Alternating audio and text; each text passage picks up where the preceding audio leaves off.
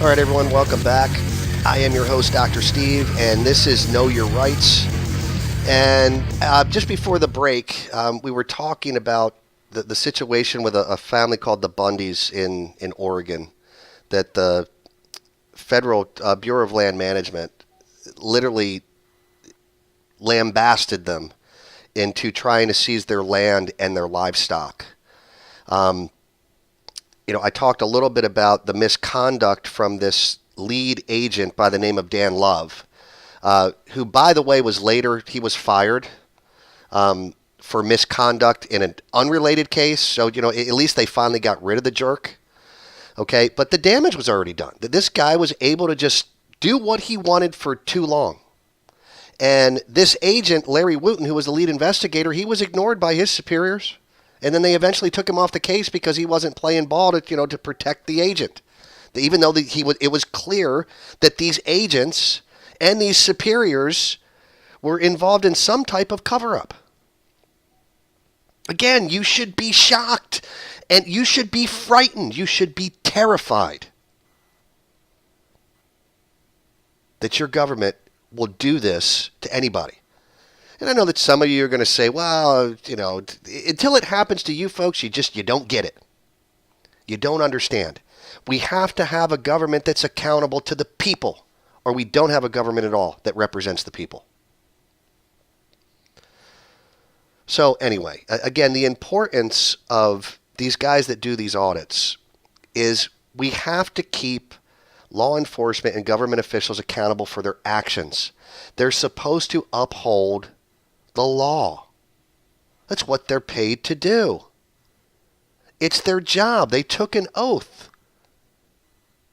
to protect and defend the citizens and uphold the Constitution and the laws of the United States and whatever state they're in. And it's really scary to me when I see that just doesn't happen in a lot of cases nowadays. So anyway, we're going to go back to the Second Amendment audits. And the reason that you don't have to identify yourself, okay, and specifically in the state of Texas, 3802 is the penal code that references to failure to ID laws. And it basically says that the only reason that you're required to identify yourself to a peace officer is if you have been legally arrested. They have no right to your identity or your identification unless you've been arrested for committing a crime. Now, some states, and I would encourage you to research yours. I'm going to start doing some research, and I'm going to try to find all the stop and ID states and the ID laws in every state, and I'll post it on the webpage. Because some states, you're only actually required to be detained before you have to provide identification. And I know I talked about this last week, but for those of you that may not have heard last week, being detained means three different things. That you have either committed a crime, are about to commit a crime, or are suspected of committing a crime. Otherwise, you cannot be legally detained, and you're not required to show your identification at that point. So the reason that I applaud these guys, and I have to tell you, some of you may not think that this is such a big deal. But it is, and here's the reason why. In the Bundy incident, one particular person, his name was Lavoy Finnegan. He was a supporter and friend of the Bundys, a rancher himself that was just there for support. And guess what? They killed him.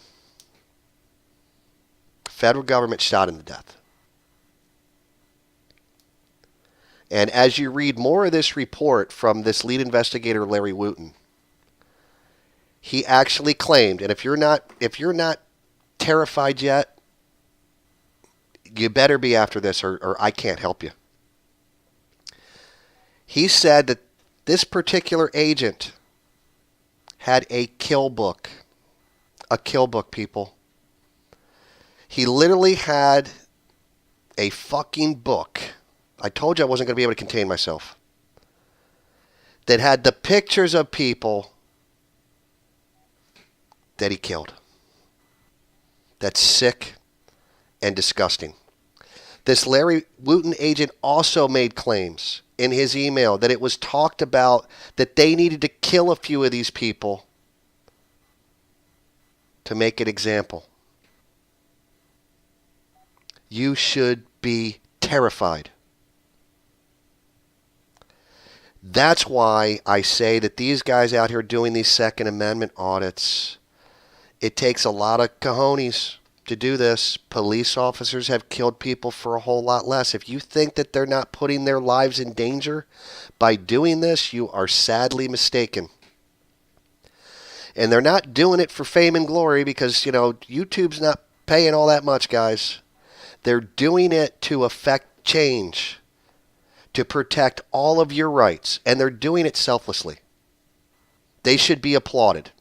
They should not be shunned and criticized for doing it. You should be thanking them.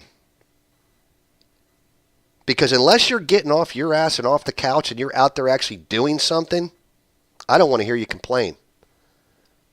I used to be a sheep once too. Then I woke up and I ran away from the shepherd. You have to open your eyes to see what's going on out there.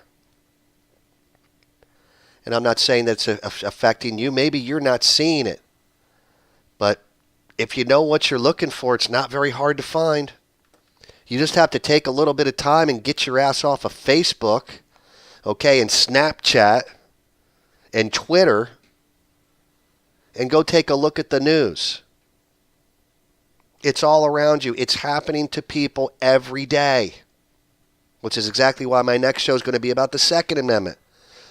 Because the Second Amendment is what protects the First Amendment. And I know I'm going to catch a whole lot of hell for that one. And I'm going to tell you what, folks. If you didn't like me before or after this show, when I do my next one, I bet you're going to fucking love me now. Believe that. But I'm going to give it to you straight. Because we have got to wake up as a society. We've got to come together as a people and hold people accountable that do wrong so we get back to the roots of having a government that protects life, liberty, and property. That's what the founders envisioned. And it's our obligation as citizens to make sure that their blood was not spilled for nothing. Benjamin Franklin said this when he was addressed by a woman after they had finalized the Constitution. And she asked him, "What kind of government have you given us?" These words should be shocking to you. He said, "A republic, ma'am, if you can keep it." If you can keep it. Because he knew that a republic was going to be very hard if the people did not continue to hold the federal government's feet to the fire. We've become way too passive. And, I said this back in 2007 when I started my very first show, is that many people are just too lazy to do something for themselves. They just rather have somebody else do it for them. And you know what? This is how the government has been able to take control the way that they have. Because we have not been involved. How many of you have been to a city council meeting? Huh? How many? Well, when Walmart buys up your Times Square and they turn it into a parking lot, blame yourself because you could have been there and contested it.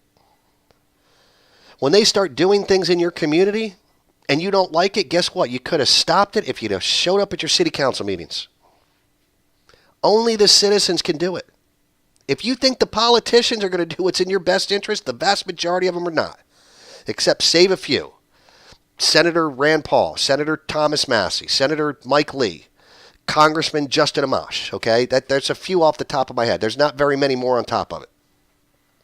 But I guarantee you that if you want something done, you better get out there and do it your damn self. Because if you're going to rely on the government to get it done for you, you're in for a very, very sad, rude awakening that it's probably not going to happen.